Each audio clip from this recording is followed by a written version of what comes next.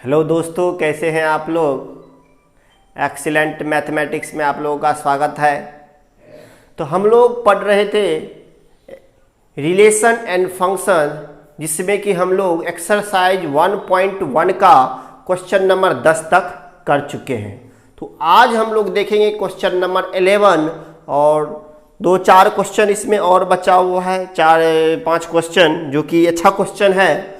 तो हम लोग देखते हैं कि क्वेश्चन नंबर 11 में क्या कहता है। तो इसमें कह रहा है कि सिद्ध कीजिए कि किसी समतल में स्थित बिंदुओं के समुच्चय में, बोल रहा है कि किसी समतल में स्थित बिंदुओं के समुच्चय में, यानी एक समतल मेरा दिया हुआ है, एक किसी प्रकार का समतल मान लेते हैं, ये x, y एक समतल है, ठीक है। और इस समतल में बिंदुओं का समुच्चय यानी बहुत सारा बिंदु है, इसमें क्या है, बहुत सारा बिंदु है, ठीक है। तो बहुत सारा बिंदु हम इसमें ले लिए। अब हमको कह रहा है कि एक समुच्चय है जिसमें बिंदुओं का समुच्चय है, तो हम समुच्चय मान लिए है A और लिखे हैं कि समतल में बिंदुओं का समुच्चय, ये A जो है क्या है, समतल में बिंदुओं का समुच्चय है, यानी इसमें जितना भी समतल में बिंदु है वो क्या है, एक समुच्चय, जिसको क्या मान लिए, A मान लिए है। अब हमको बोल रहा है कि एक संबंध भी दिया हुआ है R, जो कि इस प्रकार से दिया हुआ है, पी क्यू सच डेट, लिखा हुआ है इस तरह से, पी क्यू सच डेट बिंदु P की मूल बिंदु से दूरी। तो मान लेते हैं कि कोई बिंदु P है, बिंदु P की मूल बिंदु से दूरी, आप जानते हैं कि इसको मूल बिंदु हम बोलते कि नहीं बोलते हैं, जिसको O मान लेते हैं। तो बोल रहा है कि बिंदु P से मूल बिंदु की दूरी, यानी ये दूरी, यहां से यहां तक की दूरी, बिंदु Q की मूल बिंदु से दूरी। तो कोई दूसरा बिंदु Q है, तो मान लेते हैं Q, ये Q है, बिंदु Q की मूल बिंदु से दूरी, ठीक है, बिंदु Q की मूल बिंदु से दूरी ये है। बोल रहा है कि दूरी क्या है, समान है, यानी ये दूरी और ये दूरी बराबर है, यानी जितना लेंथ इसका है उतना ही लेंथ इसका भी है।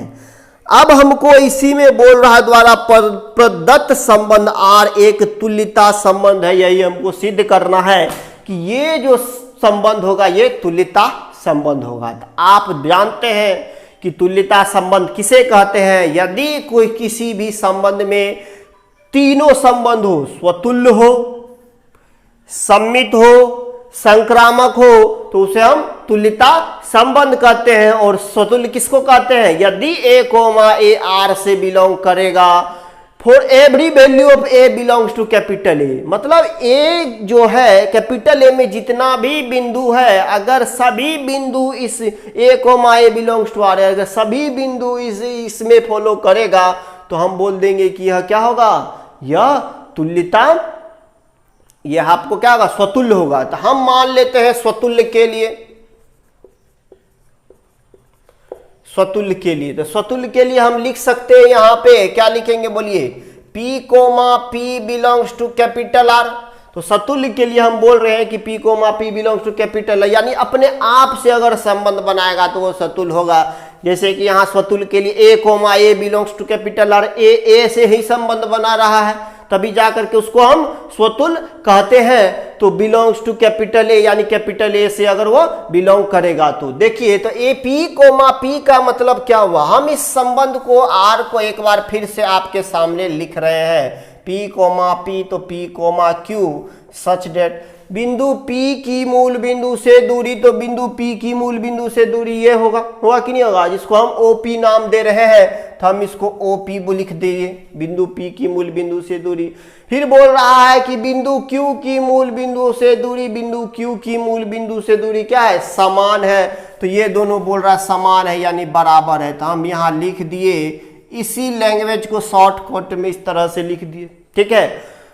तो यानी आपका जो संबंध है यह इस प्रकार से है, पी क्यू, अगर ओ पी बराबर क्या है, ओ क्यू है, तो ओ पी, अगर पी क्यू लिखा हुआ है तो हम बोलेंगे कि ओ पी बराबर ओ क्यू, यानी ये दूरी और ये दूरी क्या होगा, बराबर होगा।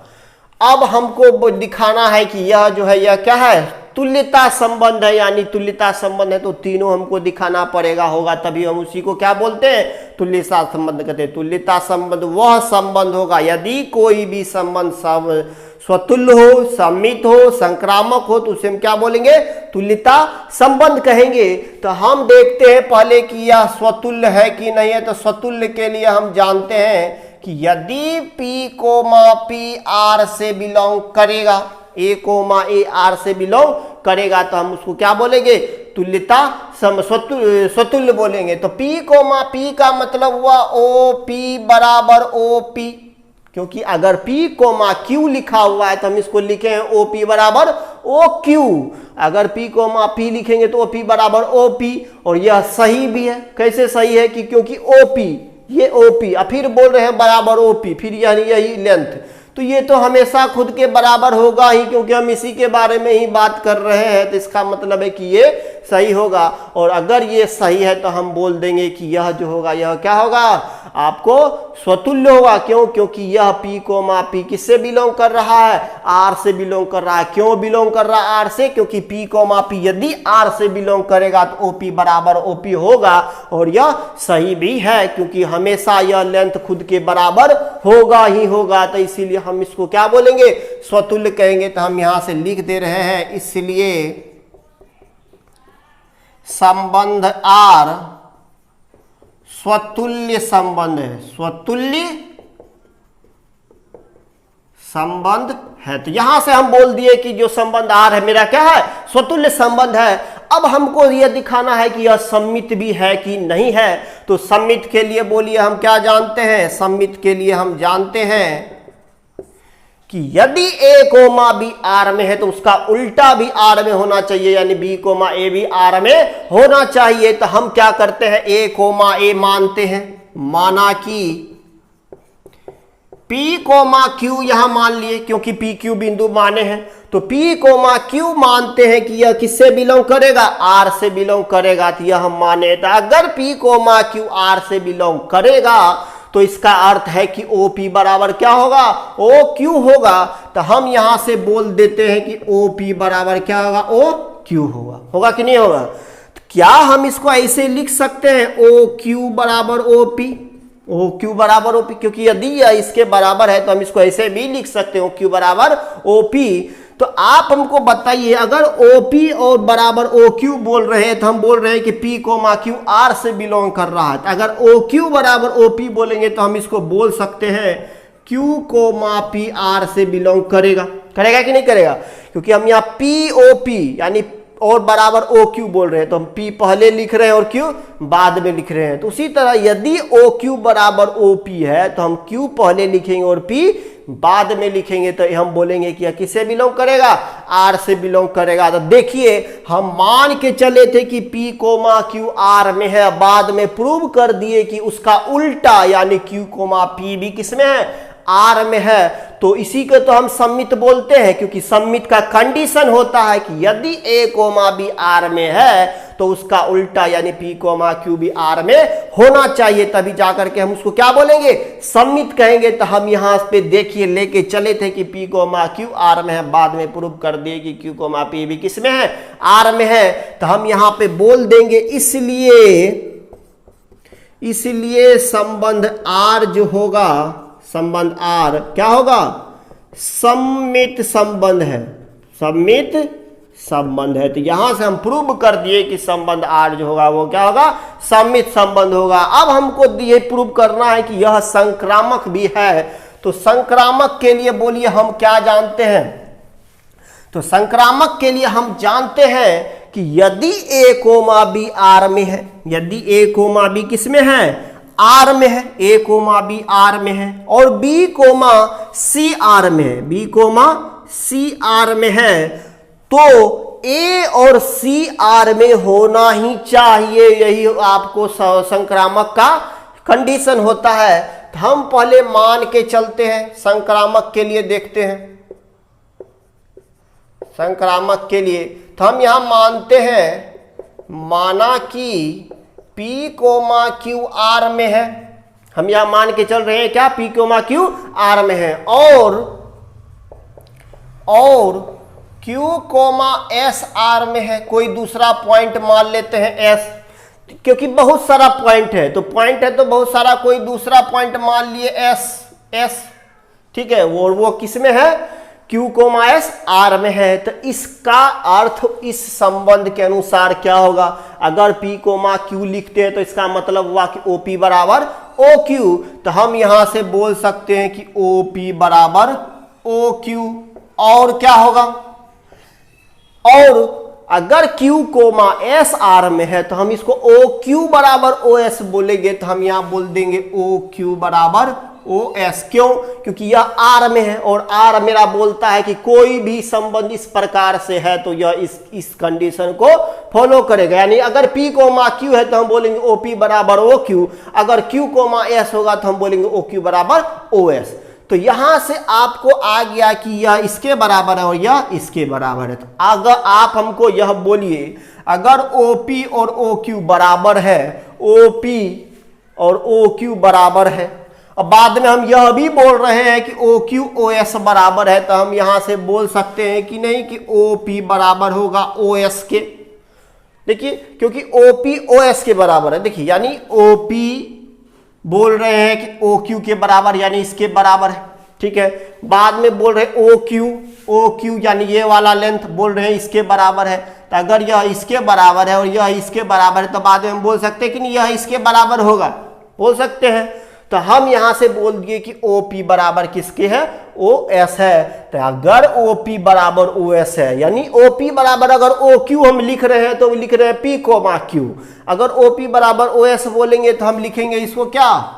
P, S बोलेंगे कि नहीं बोलेंगे? क्योंकि यहां पे देखिए इस संबंध के अनुसार क्या होना चाहिए। अगर OP बराबर OQ है तो हम लिखेंगे P, Q। अगर OP बराबर OS है तो हम लिखेंगे P, S। और यह बोलेंगे किससे बिलोंग करेगा? R से बिलोंग करेगा। क्यों? क्योंकि यह इस कंडीशन को फॉलो कर रहा है। अगर इस कंडीशन को फॉलो कर रहा है तो वह किससे बिलोंग करेगा? संबंध R से बिलोंग करेगा। तो यहां से देखिए हम कंडीशन प्रूव कर दिए। यदि A, B R में है, B, C R में है, तो यह A और यह C R में होना चाहिए, तभी हम उसको क्या बोलते हैं? संक्रामक बोलते थे। देखिए, हम मान के चले थे कि P, Q R में है, फिर Q, S मान के चले थे, अब बाद में प्रूव कर दिए कि ये P और ये S R में है। देखिए, प्रूव कर दिए। तो हम यहां से बोलेंगे कि यह क्या होगा? संक्रामक होगा। तो हम यहां लिखेंगे, इसलिए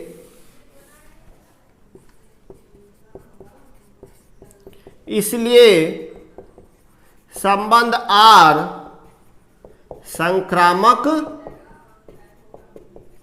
संबंध है। इसलिए संबंध R क्या है? संक्रामक संबंध है। तो हम यहां सभी प्रूव कर दिए कि यह जो संबंध है यह स्वतुल्य भी है, सममित भी और संक्रामक भी है। तो अगर कोई भी संबंध तीनों को फॉलो करेगा तो हम उसी को क्या बोलते हैं? तुल्यता संबंध बोलते हैं। तो हम यहां से बोलेंगे अतः संबंध R तुल्यता संबंध होगा, तुल्यता संबंध होगा। तो हम यहां से प्रूव कर दिए कि संबंध R जो होगा क्या होगा? तुल्यता संबंध होगा। अब इसी में हमको बोल रहा है आगे हमको इसी में बोल रहा है कि पुनः सिद्ध कीजिए कि बिंदु P से संबंधित सभी बिंदुओं का समुच्चय, यानी बिंदु P से संबंधित, अगर P यहां है यानी P से संबंधित का मतलब क्या हुआ? P से संबंधित का मतलब हुआ यानी बिंदु P से मूल बिंदु का जितना दूरी है उससे रिलेटेड जो भी बिंदु है, बहुत सारा बिंदु हो सकता है जो कि P जितना लेंथ P का है उतना लेंथ और सब भी बिंदु का हो सकता है, जैसे कि OQ हुआ, फिर यहाँ पे एक कोई बिंदु भी हो सकता है जो कि इतना लेंथ का हो सकता है, तो वह P से ही तो संबंधित होगा। क्यों? क्योंकि जितना लेंथ P का है मूल बिंदु से उतना लेंथ और सब भी बिंदु हो सकता है। तो बोल रहा है कि संबंधित बिंदु P से संबंधित सभी बिंदुओं का समुच्चय P से होकर जाने वाले ऐसे वृत्त को निरूपित करता है जिसका केंद्र क्या हो? मूल बिंदु। तो आप हमको यह बताइए कि जितना लेंथ इसका है P से संबंधित वही बिंदु होगा जो इस लेंथ के बराबर होगा। तो P हम मान के चलते और ये बिंदु है, और भी बिंदु हो सकता है जो कि उसका जितना लेंथ इतना है उतना लेंथ और भी बिंदु का हो सकता है, तो और भी बिंदु हो सकता है। तो अगर सभी बिंदु को हम मिलाएंगे तो बोलिए सभी बिंदु को मिलाने के बाद मेरा क्या बनेगा? एक वृत्त बनेगा। तो यही हमको बोल रहा है कि बिंदु P से जितना भी बिंदु गुजरेगा वह सबको मिलाने से एक वृत्त बनेगा जो कि P से होकर जाएगा और उसका केंद्र क्या होगा, उसका केंद्र मूल बिंदु होगा। तो आप बताइए तो इसका केंद्र कहाँ होगा, यहीं पे होगा मूल बिंदु। ये मूल बिंदु है मेरा। तो हम यहां इसी चीज को लिखेंगे। तो हम यहां पे लिख रहे हैं,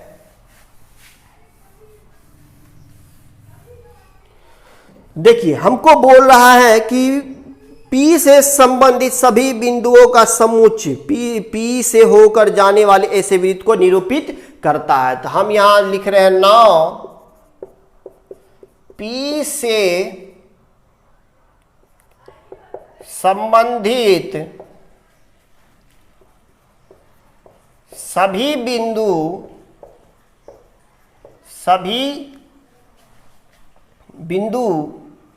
की दूरी मूल बिंदु से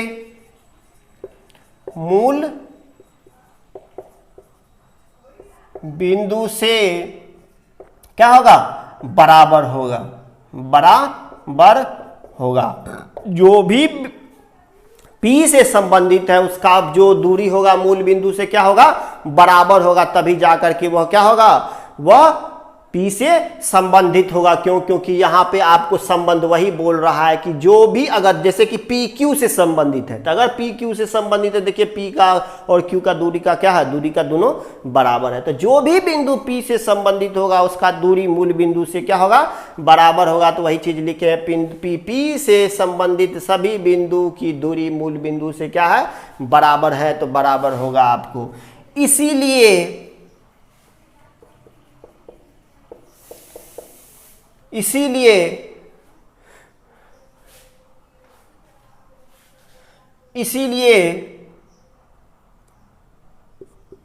बिंदु P से संबंधित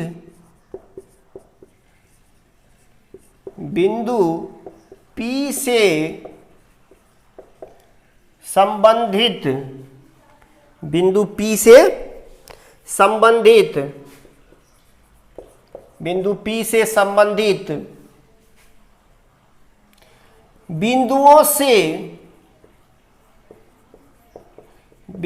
से होकर जाने वाली रेखा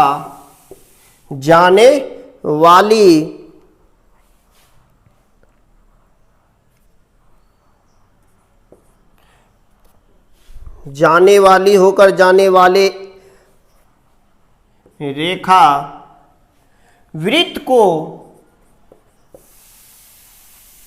निरूपित करेगा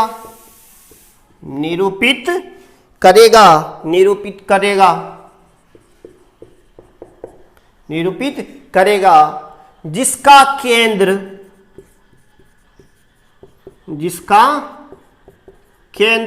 क्या होगा, मूल बिंदु होगा। जिसका केंद्र मूल बिंदु होगा। क्यों होगा केंद्र मूल बिंदु, क्योंकि बिंदु Q P से O तक का दूरी और जो संबंधित बिंदु है सभी का दूरी क्या होगा, बराबर होगा। इसीलिए उसका जो दूरी होगा केंद्र क्या होगा, मूल बिंदु होगा। तो हम यहां से बोल दिए, जैसे कि ये मान के चलिए लेंथ K है, तो इसका भी लेंथ K ही होगा, इसका भी लेंथ K ही होगा। और अगर सभी दूरी बराबर है और सबको दूरी सभी बिंदु से होकर जो जाने वाली रेखा होगा, वह रेखा जो हम अगर खींचेंगे तो केंद्र उसका क्या होगा, मूल बिंदु होगा। तो यही चीज को हमको सिद्ध करना था। तो यहां से हम लिख देंगे कि यही प्रूव हो गया।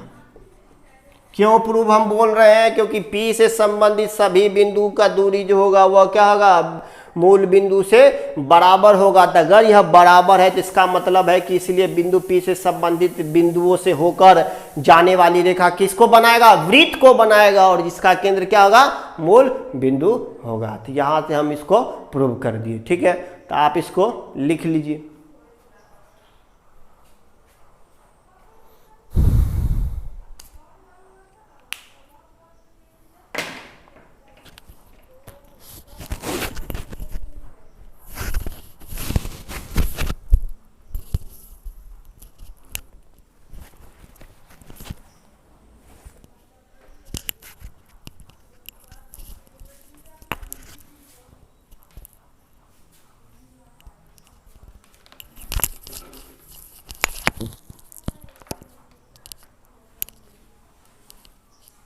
आइए हम देखते हैं क्वेश्चन नंबर 12।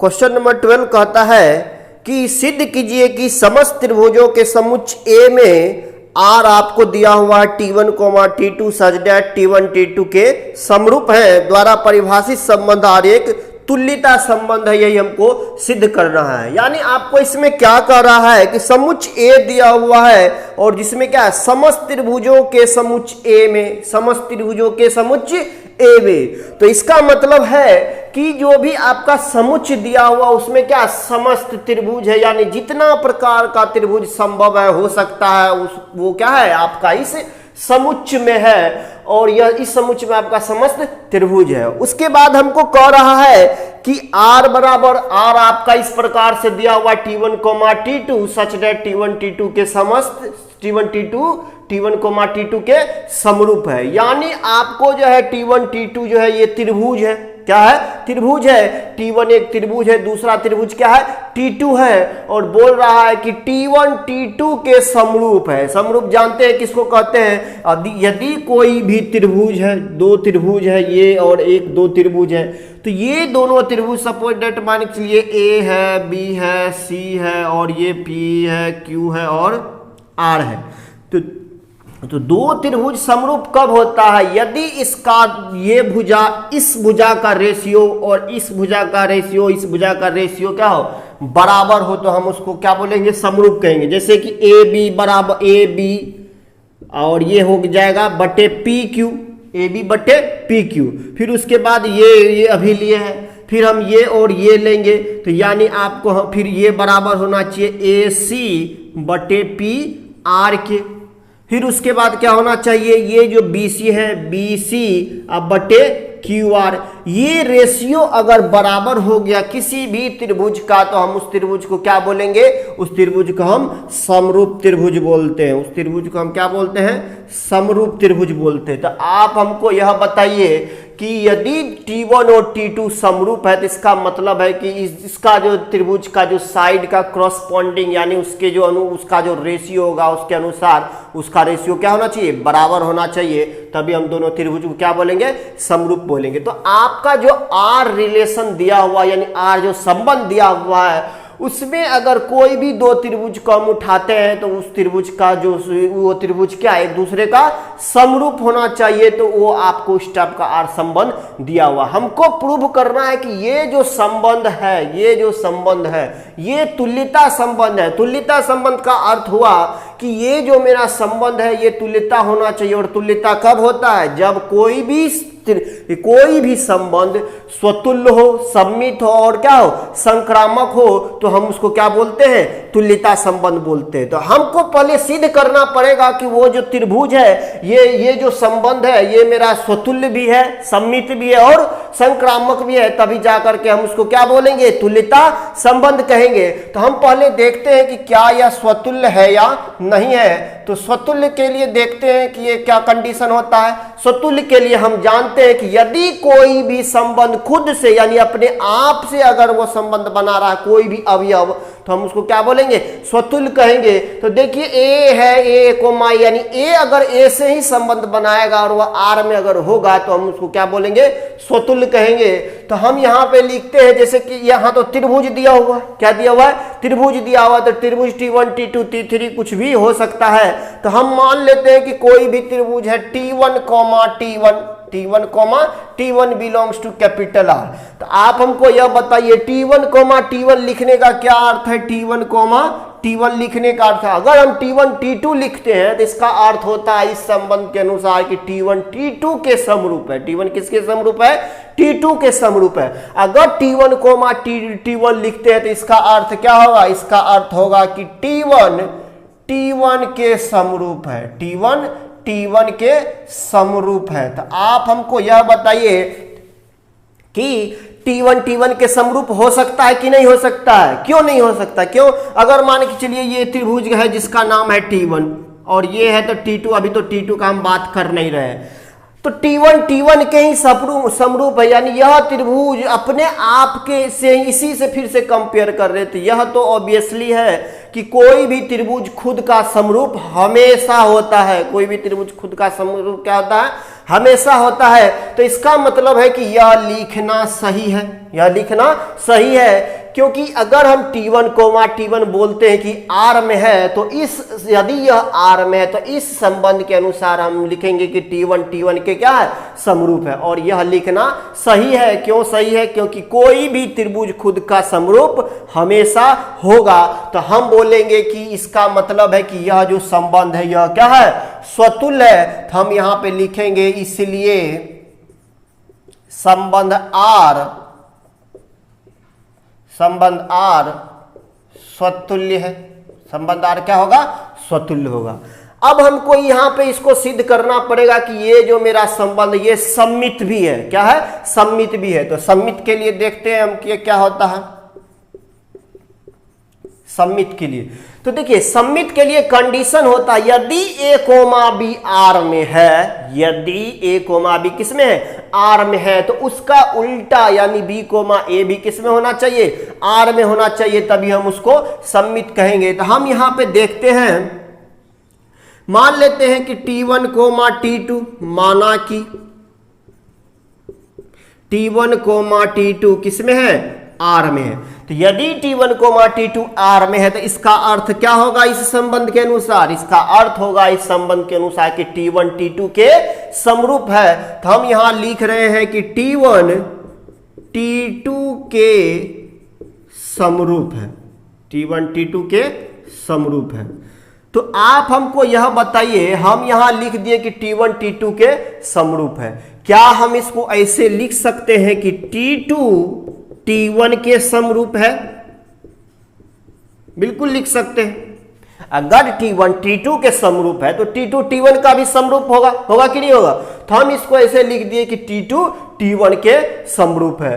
तो आप हमको यह बताइए, यदि हम लिखते हैं T1 T2 के समरूप है तो इसका मतलब हम लिख रहे हैं कि T1 कोमा T2। अगर हम T2 T1 के समरूप लिखेंगे तो इसका अर्थ हम यह भी लिख सकते हैं T2 कोमा T1। लिख सकते हैं कि नहीं लिख सकते? क्यों? देखिए यदि हम T1 कोमा T2 के समरूप लिख रहे हैं, यानी T1 T2 के समरूप यदि हम लिख रहे हैं, तो हम बोल रहे हैं कि T1 कोमा T2 किस में है? R में है। तो उसी तरह यदि हम बोलेंगे कि T2 T1 के समरूप है, यानी जो पहले है उसको हम पहले लिख रहे हैं, जो बाद में हो वो बाद में लिख रहे हैं। तो यहाँ भी जो पहले था उसको हम पहले लिख दिए, जो बाद में था उसको हम बाद में लिख दिए। तो इसको हम ऐसे लिख सकते हैं और यह बिलोंग्स टू कैपिटल R बोल सकते हैं। बोल सकते हैं कि नहीं बोल सकते हैं? और यह लिखना सही था, इसीलिए हम इसको ऐसे लिखे हैं, क्योंकि अगर T1 T2 के समरूप है तो ऑब्वियसली है कि T2 भी T1 का समरूप होगा। तो इसी को हम थोड़ा सा अलग ढंग से लिख दिए। और अगर यह सही है तो हम इसको ऐसे भी लिख सकते हैं, यानी T2 को हम बोल सकते हैं T2 कोमा T1 किससे बिलोंग करेगा? R से बिलोंग करेगा। अब हमको यह बताइए कि सममित का कंडीशन क्या होता है? सममित का कंडीशन होता है यदि A कोमा B R में है और उसका उल्टा भी R में होगा तो उसको हम क्या बोलते हैं? सममित बोलते हैं। तो देखिए हम मान के चले थे कि T1 कोमा T2 R में है, अब बाद में प्रूव कर दिए कि T2 कोमा T1 R में है, यानी इसका उल्टा T1 कोमा T2 का उल्टा क्या होगा? T2 कोमा T1, उसका उल्टा हम यहां सिद्ध कर दिए कि यह किस में है? R में है। तो हम यहां से बोल सकते हैं कि ये जो संबंध होगा ये क्या होगा? सममित भी होगा। तो हम यहां से लिखेंगे इसलिए संबंध R एक सममित संबंध है। तो यहां से हम प्रूव कर दिए कि यह जो संबंध है यह क्या है? सममित भी है। तो अब हमको देखना पड़ेगा कि क्या यह संक्रामक है या नहीं है। तो संक्रामक के लिए देखते हैं कि क्या कंडीशन है। तो संक्रामक के लिए हम क्या जानते हैं? तो संक्रामक के लिए हम जानते हैं, संक्रामक के लिए हम जानते हैं कि यदि A कोमा B R में है, फिर उसके बाद B कोमा C R में है, तो A और C भी किस में होना चाहिए? R में होना चाहिए, तभी जाकर के हम उसको क्या कहेंगे? संक्रामक संबंध कहेंगे। तो हम देखिए यहां मान के चलते हैं, माना कि A को T1 T2 मानते हैं, क्योंकि यहां तो त्रिभुज ले रहे हैं, तो हम यहां T1 कोमा T2 मान के चलते हैं। किस में है? R में है। और T2 कोमा T3 R में है। अब कहिएगा ये T3 कहां से आया? अरे भाई इस समुच्चय में बहुत सारा त्रिभुज है, समस्त त्रिभुज है, यानी जितना त्रिभुज इस दुनिया में पॉसिबल है, हो सकता है, वो सब त्रिभुज इसमें मौजूद है। तो T1 T2 T3 T4 T5 बहुत सारा त्रिभुज, अलग अलग नाम दे रहे हैं। तो वही हम बोल रहे हैं कि T1 अगर T2 अगर R में है और T2 T3 R में है, तो इसका अर्थ क्या होगा? इस रिलेशन यानी संबंध के अनुसार, देखिए इसका अर्थ होगा इस संबंध के अनुसार, अगर T1 T2 लिख रहे हैं तो इसका अर्थ होगा T1 किसके समरूप है? T2 के समरूप है। तो हम यहां से इसको यहां लिख रहे हैं, तो T1 T2 के समरूप है। T1 किसके समरूप है? T2 के समरूप है। और हम क्या लिख सकते हैं? और हम लिख सकते हैं इसका अर्थ क्या होगा इस संबंध के अनुसार? इसका अर्थ होगा इस संबंध के अनुसार कि T2 किसके समरूप है? T2 T3 के समरूप है। तो यहां हम लिख रहे हैं T2 T3 के समरूप है। आप हमको यह बताइए, अगर T1 T2 के समरूप है और T2 T3 के समरूप है, तो ऑब्वियसली है कि T1 T3 के समरूप होगा कि नहीं होगा? T1 हम बोल रहे हैं T2 के समरूप है, फिर बोल रहे हैं कि T2 T3 के समरूप है। तो यहां से हम बोल सकते हैं कि T1 जो होगा वो किसके समरूप होगा? T1 T3 के समरूप है। T1 किसके समरूप होगा? T3 के समरूप है। तो हम यहां से बोल दिए कि T1 जो है किसके समरूप है? T3 के समरूप है। तो अगर आप बताइए कि T1 T3 के समरूप है, तो इसको हम ऐसे भी लिख सकते हैं, T1 T3 belongs to capital R। लिख सकते कि नहीं लिख सकते? क्यों? क्योंकि अगर हम बोल रहे हैं कि T1 T2 के समरूप है, तो हम यहां इसको लिख रहे हैं T1 T2। तो फिर यहां हम बोल रहे हैं कि T1 T3 के समरूप है, तो इसको हम T1 T3 लिख सकते हैं इस संबंध के अनुसार। लिख सकते कि नहीं लिख सकते? तो इसीलिए हम इसको बोल रहे हैं कि यह जो होगा किसमें होगा? आर में होगा।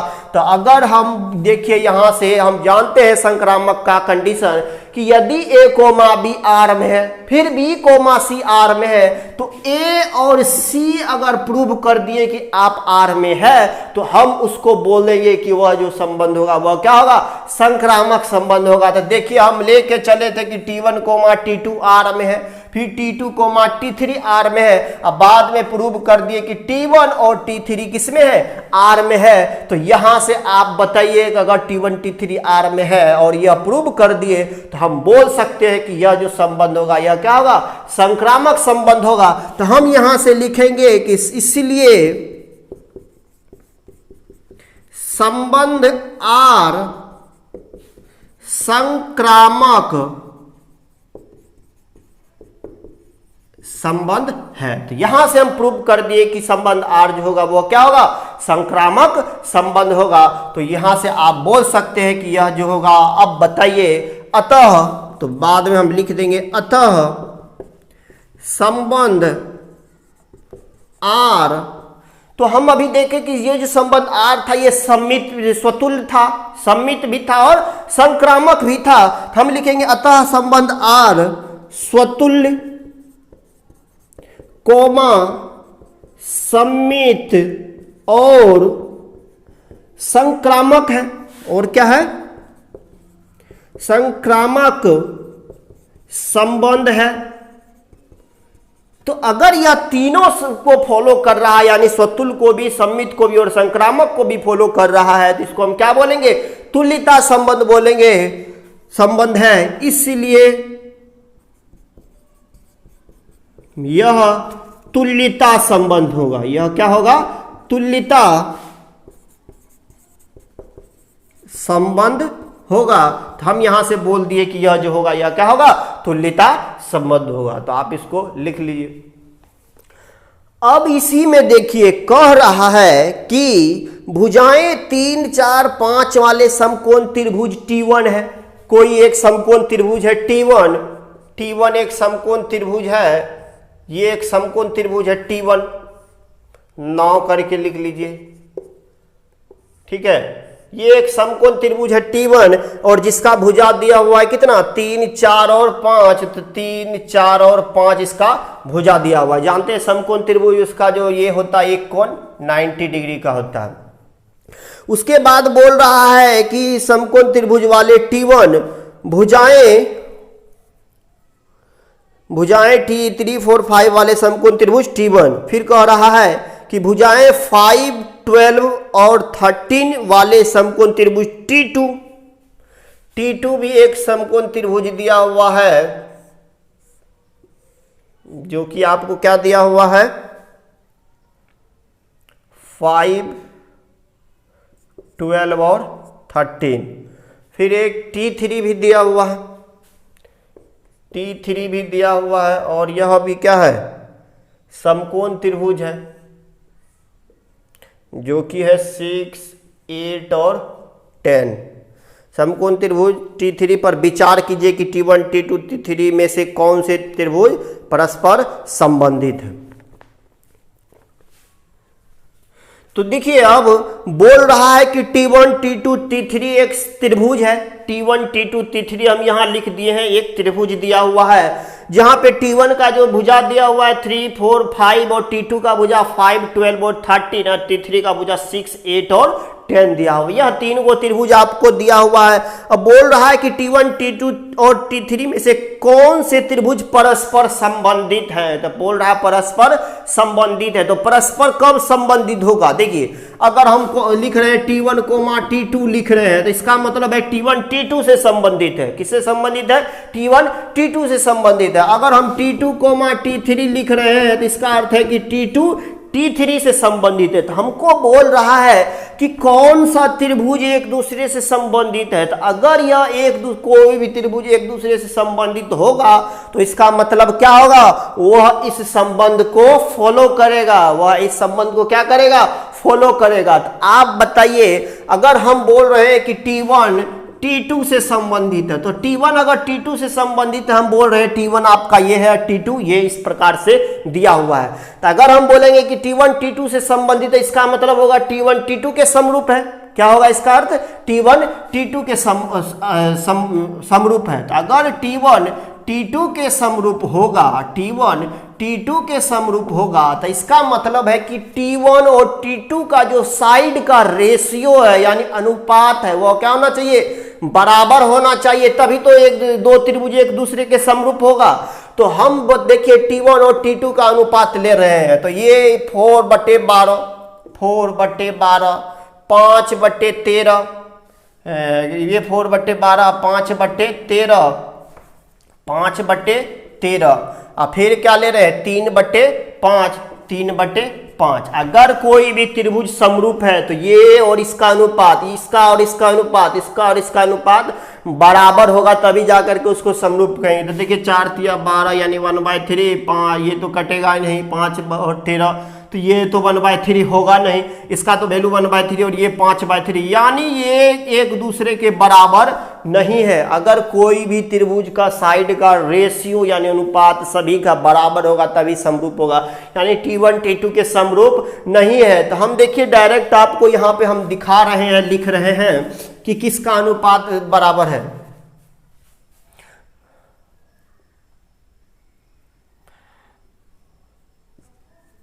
तो देखिए यहां से इसका और इसका अनुपात लेते हैं तो बराबर नहीं आता है, यानी 4/12 बराबर नहीं है 5/13 के, और यह बराबर नहीं है 3/5 के। तो इसीलिए तो हम बोलेंगे कि T1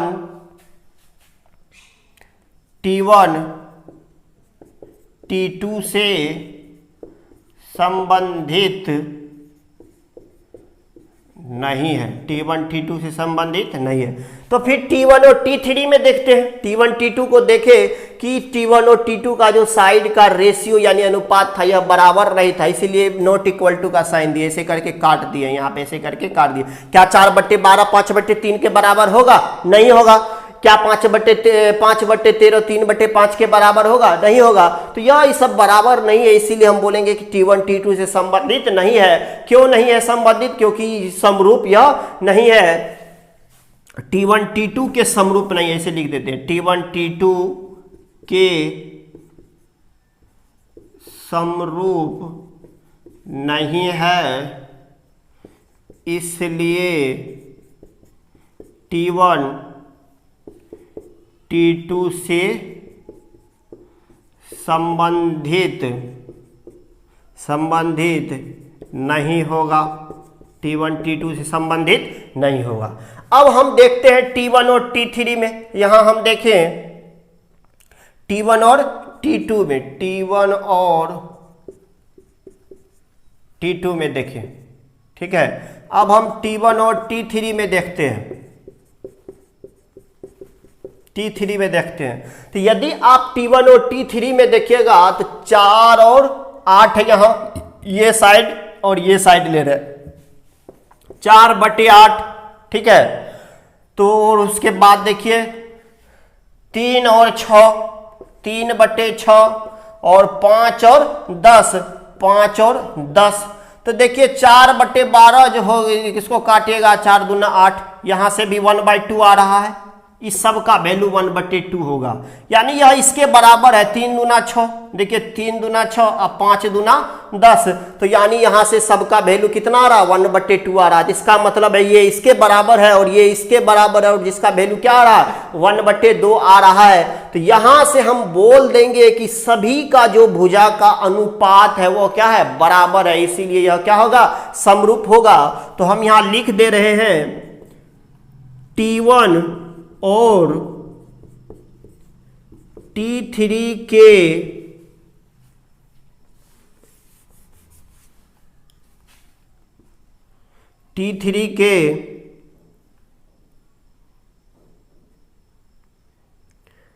T3 यहां लिख दे रहे T1 और T3 क्या है, समरूप है।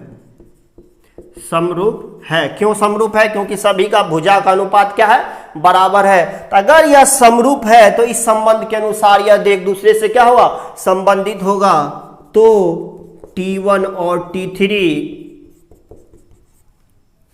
क्या है, T1 और T3 एक दूसरे से T1 और T3 परस्पर संबंधित है, परस्पर संबंधित है। तो यहां से हम बोल दिए कि T1 और T3 क्या परस्पर संबंधित है।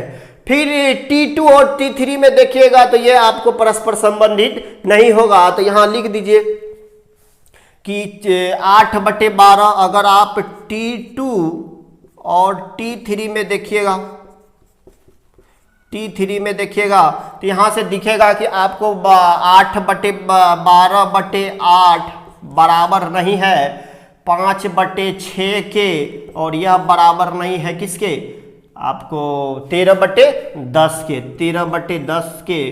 तो हम बोलेंगे कि यह T2